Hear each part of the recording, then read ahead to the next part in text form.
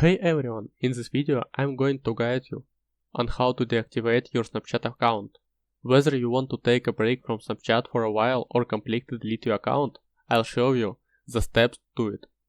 Make sure you have the latest version of the Snapchat app installed before proceeding.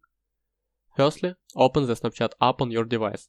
Once you're on the main page, click on your profile picture located in the top left corner of the screen. This will take you to your profile page. On the profile page, look for the settings icon in the top right corner.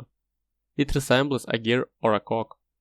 Tap on the settings icon and it will bring you to your setting page. Now scroll down on the settings page until you find the delete account option. This option is usually located at the bottom of the settings page under the account action section. Once you locate it, click on delete account. A prompt will appear asking you to re-enter your password.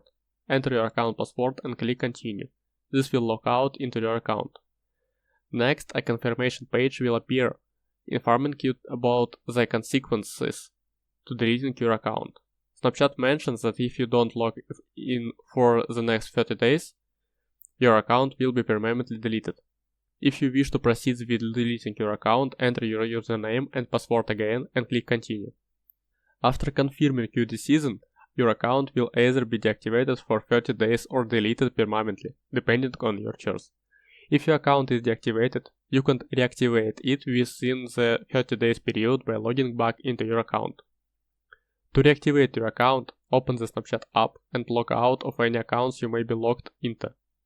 Then log back into the accounts you're deactivated. Snapchat will prompt you to reactivate the account and you can confirm it by clicking yes.